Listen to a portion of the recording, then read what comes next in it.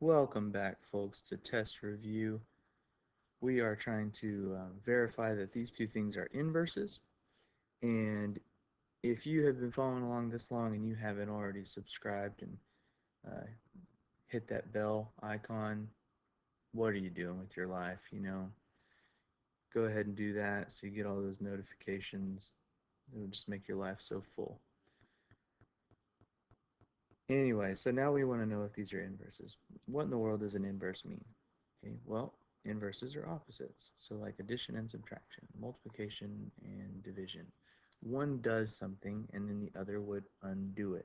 Okay, so look at f of x. F of x is saying there is something that changes when x changes. And how does it change?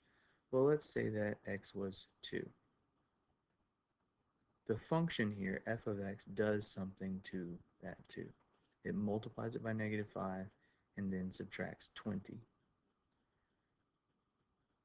If the next function is an inverse, it will take that and it will undo that operation. So essentially it would add 20 and then divide by -5. It would do the exact opposite.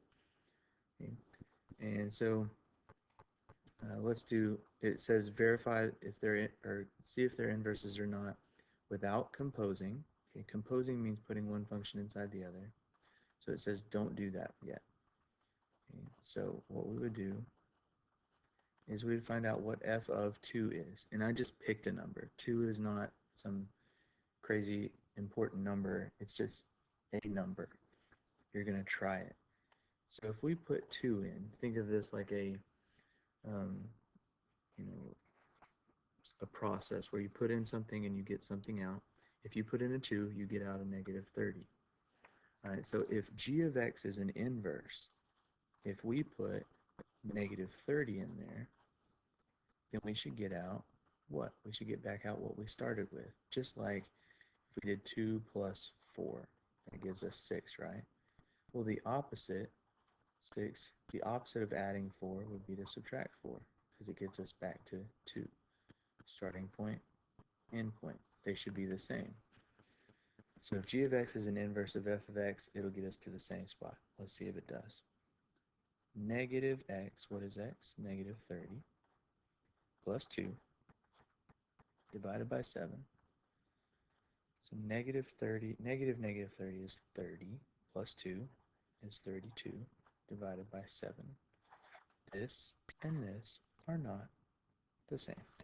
And so no, not inverses.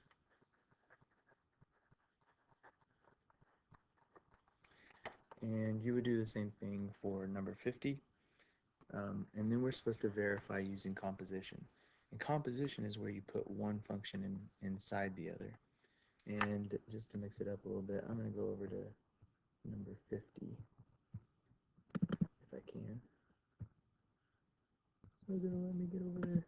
There we go. So let's try this one. We're going to use composition this time. Okay, so if we compose g of f of x, it should equal something. Do you remember what it should equal? Let's see. Let's try it and see if that jogs your memory. So what does this mean, g of f of x?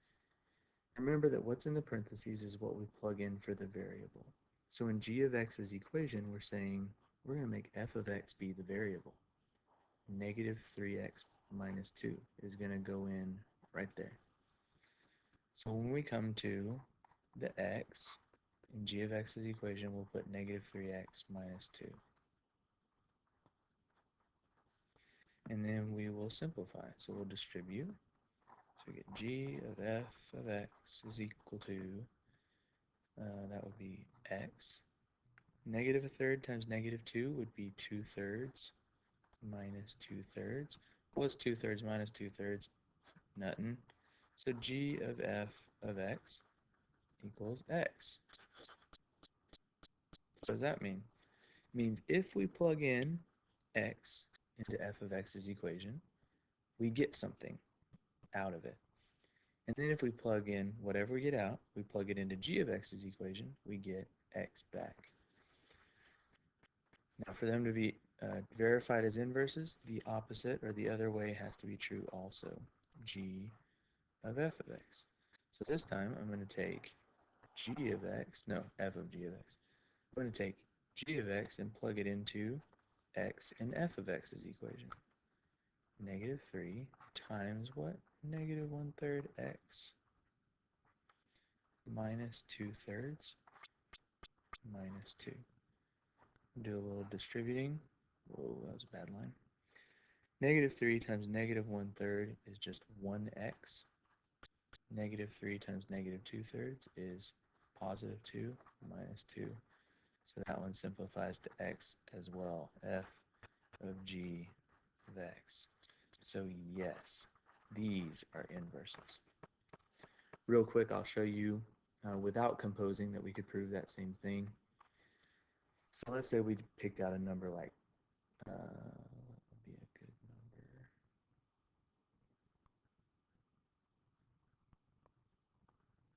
Let's do 4. No, that would be dumb. We're not doing 4. Let's do 1. I like 1. If we were to plug in a 1 for x, right there. So f of 1 equals negative 3 times 1 minus 2, negative 5. Well, what would g of negative 5 be? G, I don't know. Negative 1/3. Yeah, that was bad. It's late. Negative 1/3 times negative 5 minus 2/3. That would be, scroll up a little bit. That would be 5/3 minus 2/3, which equals 3/3, which equals 1. So if I start with 1, plug it into f of x, take the answer, plug it into g of x, I end up with 1. One function does something to the variable, the next function undoes it and gets you back right where you started, and that is what inverses should do.